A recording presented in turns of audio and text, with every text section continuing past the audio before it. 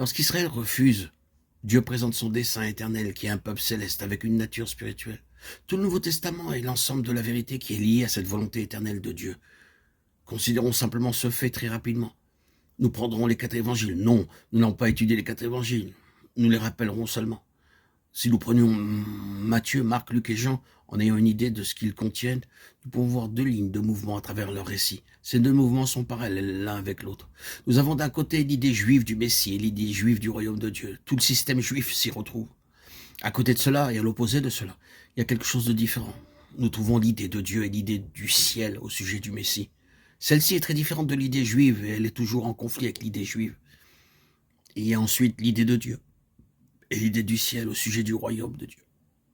Elle est très différente de l'idée juive. Il y a l'idée juive à l'égard du roi qui, d'un côté, se trouve dans les 4 évangiles, de la sorte de roi qu'ils désirent et sont décidés à avoir. Et à côté de cela, il y a l'idée de Dieu et l'idée du ciel au sujet d'un roi. Voici que ton roi vient à toi, humble et monté sur un âne. Zacharie 9,9. Ce n'est pas l'idée juive au sujet d'un roi. Comment un homme humble et monté sur un âne peut-il renverser le puissant empire romain? Telle n'est pas notre idée d'un roi. Nous ne voulons pas que celui-ci règne sur nous. Luc 19, 14. Nous voyons ainsi les 2 idées se retrouver dans les 4 évangiles, l'idée des Hébreux et l'idée céleste. C'est la véritable signification des 4 évangiles. Lorsque nous arrivons à la fin des évangiles, nous trouvons l'idée juive rejetée pleinement et finalement par Dieu, et de l'autre côté l'idée de Dieu introduite et établie à jamais. 2000 ans ont prouvé cela. Le côté d'un système terrestre a disparu. Il n'en est rien resté depuis 2000 ans. Il y a d'un autre côté l'idée de Dieu au sujet de son royaume. Celui-ci a été introduit lorsqu'Israël a été rejeté et Dieu a continué dans sa pensée depuis 2000 ans. Nous avons le roi de Dieu, nous sommes dans le royaume de Dieu, nous sommes sous le gouvernement de Dieu.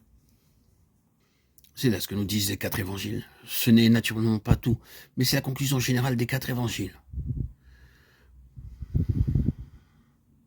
Les 4 évangiles nous montrent Dieu rejetant ceux qui ont rejeté son Fils.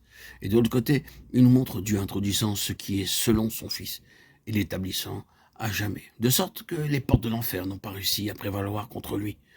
Nous passons des évangiles au livre des Actes et nous trouvons ici 2 traits. Nous avons premièrement le trait de transition entre ce qui est ancien et ce qui est nouveau. Pour Dieu, la transition est complète, mais dans son peuple, elle se fait lentement parce qu'il n'est pas prêt à l'accepter.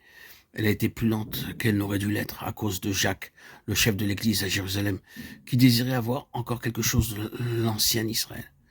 Pierre lui-même a hésité beaucoup à abandonner Israël pour aller directement vers les non-juifs, les gentils. Et Barnabas lui-même fut pris dans ce piège. Paul dit avec une souffrance dans le cœur, Barnabas lui-même, Galates 2,13. Ceux qui étaient de l'ancienne tradition ont été lents à abandonner leur tradition. Mais nous voyons Dieu continuer toujours.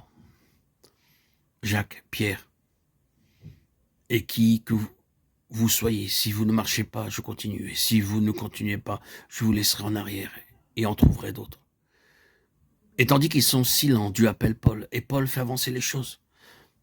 La transition fut complète pour Paul, et il fut l'instrument de Dieu pour achever la transition. La lettre aux Galates est l'instrument par lequel cette transition fut terminée. Le judaïsme dans l'église chrétienne a reçu un coup fatal par le moyen de cette lettre aux Hébreux.